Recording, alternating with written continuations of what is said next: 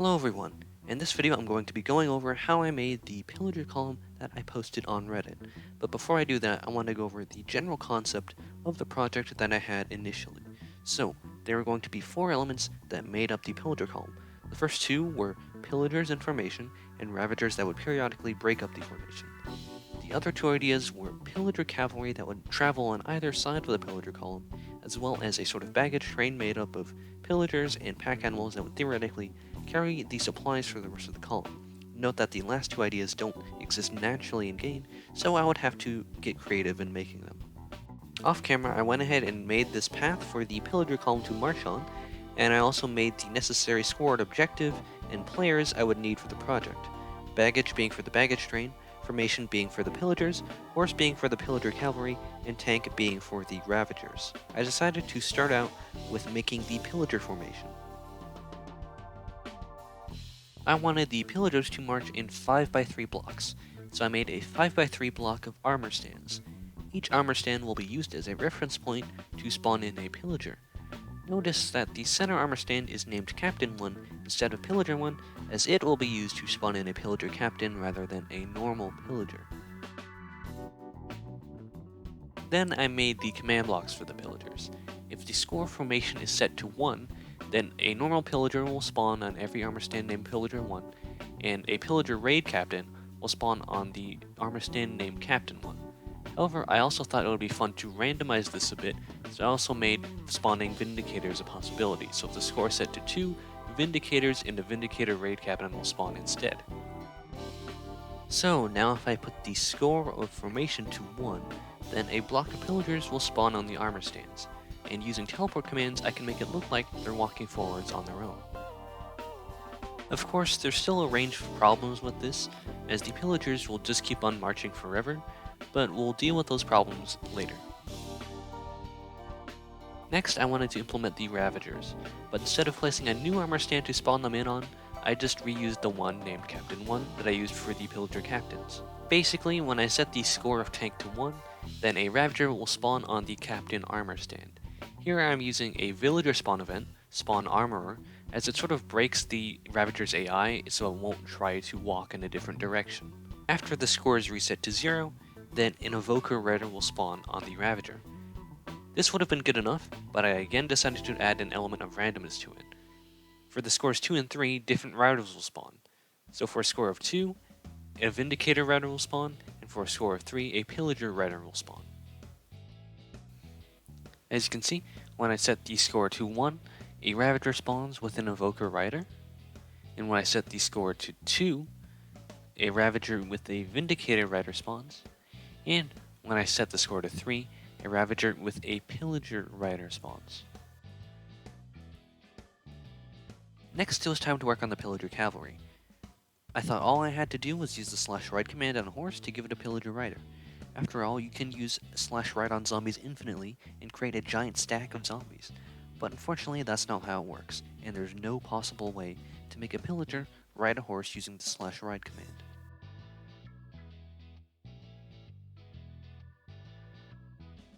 In fact, with the /ride command, you can only make pillagers ride 3 things: Ravagers, boats, and minecarts.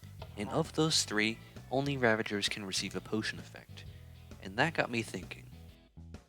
I started trying to experiment to see if there was any way to make a pillager riding a Ravager look like a pillager riding a horse. As you can see here, I'm using a command to constantly teleport the Ravager 0.8 blocks below the horse. It doesn't look great, but if I give the Ravager invisibility, then it looks like the pillager is just riding the horse. This design isn't perfect as it still makes Ravager noises, and we can't teleport it around too fast or else it'll break apart, but it still works for the purpose that we need it for. Then, to spawn in the Pillager Cavalry, I placed down 3 armor stands on each side of the column. Basically, the Pillager Cavalry will spawn in groups of 3. Then I had to make the command blocks for the Pillager Cavalry, which was a bit complicated. Basically, if I set the score of horse to 1, they spawn on the right side of the Pillager column, and if I set the score to 2, they spawn on the left side of the Pillager column. The reason the command block sequence is so complicated is because I wanted each formation of Pillager Cavalry to be led by a Vindicator riding a horse with iron armor, and then that Vindicator would be followed by 2 Pillagers riding horses with leather armor. So I had to use the /replaceitem command to give the horses the appropriate items. As you can see, when I set the score of horse to 1, the Pillager Cavalry spawns on the right side of the column, and it's led by a Vindicator and followed by 2 Pillagers. For some reason they always look to the left, but that's how it turned out. Finally, it was time to work on the last element of the Pillager column, the baggage train. So my idea for the baggage train was for it to be a loose formation of pillagers walking next to donkeys with chests on them. So as you can see, I've set a loose formation of armor stands in pairs. The command blocks for the baggage train were significantly easier, as all I had to do was spawn in a lead pair of a pillager and a donkey, and then spawn in the rest once the score is set to 1. Now you might be wondering how the pillager column resets itself and keeps going. And this wall of armor stands and command blocks is how it resets itself. So basically, each one of these armor stands is given a name, 1 through 9, and for example this one 5, it detects all the mobs that might run into it and kills them. But if it detects a captain or the leader of that formation, then a score is added to the corresponding scoreboard.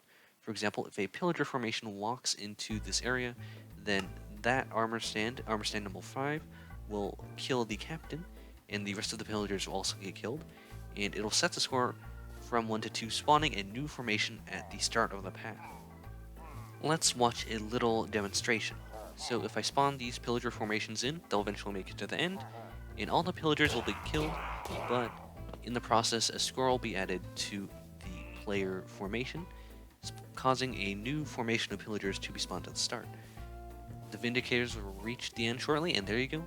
A new block of pillagers has spawned. Of course, it was randomized between 1 and 2, so it could have been pillagers or Vindicators.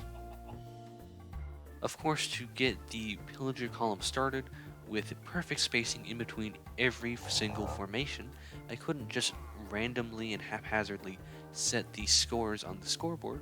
I had to make sort of an outline with all of the lead mobs from each formation. I turned off the teleport commands and used slowness to keep them in place, but once I was done setting up the outline, I removed the slowness and turned the teleport commands back on to start the column. The mobs that I had placed down started moving, and once they died, they were replaced with the full formations that I had intended. Once the last mob that I had originally placed down died, I had a fully looping pillager column.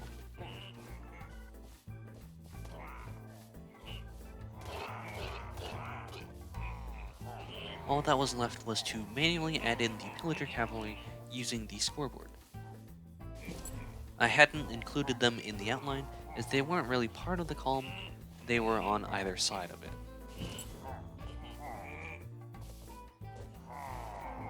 And that's the project complete.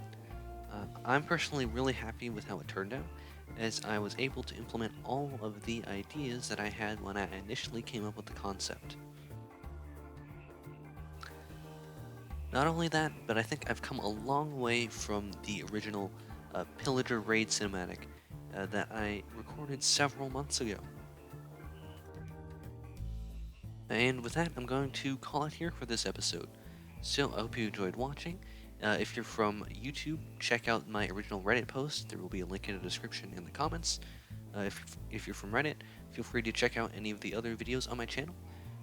And I'll catch you in whatever I post next.